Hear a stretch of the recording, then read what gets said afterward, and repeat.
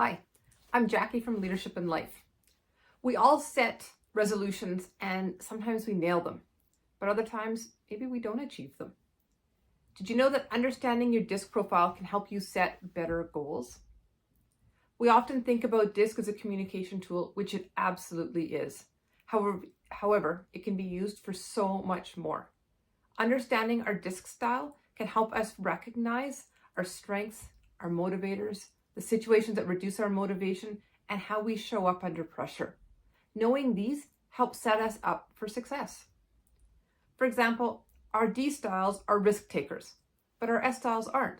So setting a risky, challenging goal is exciting for a D style, and it's overwhelming for an S style. That isn't to say S styles wouldn't set big goals, but they break them down into different supports. So throughout these videos, I'm going to talk a little bit about each style and how to set goals that will set you up so that you can achieve them and can celebrate at the end. Are you a D style? You tend to lean to quick decisions and you aren't afraid to take risks or of big challenges. So use that when you plan your goals. Consider making it a bit risky or even challenging. You want it to really excite you and motivate you to take action. You want results and you want them fast. Setting something that's challenging might seem a bit risky, but it'll get your blood flowing and get you jazzed and excited. You tend to prefer independence over teamwork. So group goals might not be as motivating, or you may get tired of others who you feel aren't working as hard as you think they should be, or as you feel you are. You're likely to prefer to work alone on your goals. You like quick wins. So choose goals that have achievable milestones, or that you can finish quickly. Break them down so you have milestones that are set closer together, even if you need to have several. You tend to get bored and you might give up if you don't start to see results quickly. So ensure that you account for that in your goal as you set it. Your focus is on results, so ensure your goal is clear and quantifiable.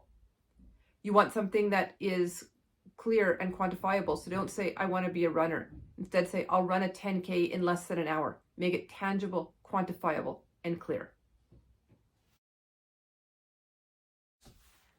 Are you an I style?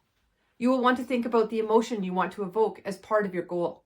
Focus on that more than the particular task if you're struggling to stay motivated. You tend to be positive and feelings-based, so it's important to incorporate these into your goals. Think about how you'll feel when you accomplish that goal. Set positive goals in a reward system that recognizes what you accomplish rather than punishes what you don't. You're people-focused, so think about how you can engage others in the process. Can you set up a goal partner? I think we've all heard about accountability partners, but a goal partner is someone who actually wants to achieve the same goal as you and will work alongside of you to accomplish it. So consider if you want to run a half marathon that you find a running partner who will run it with you. Maybe you want to write a book, and so you find a writing partner who will meet you at a local coffee shop and you'll write together, or you'll set up Zoom sessions and write together over Zoom. Maybe it's the same part of a bigger group that wants to accomplish a team goal. Are you an S style? You crave stability and you like the status quo, so make your goals reflect your natural style. Rather than creating a huge, audacious goal that scares you, break it down to smaller steps and create goals around the steps. You prefer working with people, so engage them in their goals. Find a goal partner, like I mentioned with our I styles. But unlike our I styles, you might prefer a smaller group or people that you know. Is there someone working on a similar goal that you can work with together? A running partner you can run with? Somebody who wants to write a book with you?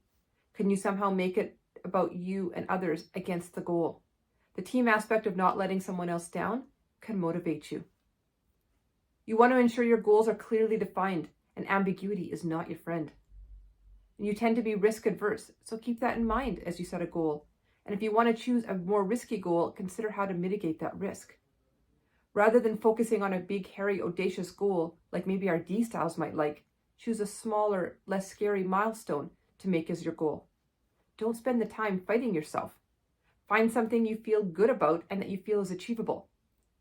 And again, as you are on the people side of things and are team-oriented, see if you can do things as part of a team and achieve them as a team.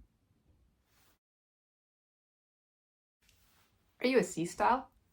You are logical, detailed, analytic, and methodical. So don't fight those natural tendencies.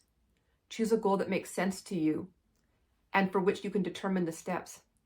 Choosing something really out there or a bit crazy might just drive you crazy. Something that's more focused or logical might feel better for you.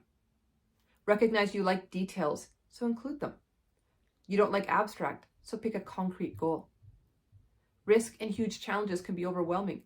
So if you're aiming for something huge, set the first step as your goal so it doesn't seem so scary. Don't say, okay, I'm going to do this thing that's so outside my wheelhouse that scares the crap out of me. You want to stay more in your comfort zone and create a stepped approach towards those bigger goals. Have a solid plan, complete with contingencies, that can make you feel in control. Embrace that when setting a goal and add the plan to it. Lean into your strengths and create a list of steps you can check off. You might even break it down into habits. Knowing your DISC style improves your understanding of your natural behavior tendencies. Your assessment report gives you great insight into your strengths, motivators, situations that reduce your motivation, and how you show up under pressure. Using this knowledge can help you set better goals, or even help you set up to deal with the process in a way that helps you achieve it. How might this work in practice? Let's take a general goal of running a 10K. A D style might set an aggressive goal around how fast they're going to be able to finish that 10K. Maybe it takes them an hour and 10 minutes now, and so by the race in 3 months, they're going to be able to run it in less than an hour. An I style might say they want to complete a 10K and join a running group so they can make it a social event for them. An S style might find some person to run with them, gradually improving their distance to get to the point where they can run 10K. Or they might join a challenge where there's a group goal or a team element to that 10K. A C style might look up and create a detailed plan about how they're going to build up to 10K or reduce their running time. Want to know more? No problem. I have tons of information about DISC on my website and on my YouTube channel. So check out the links in the comments, and I hope to see you soon.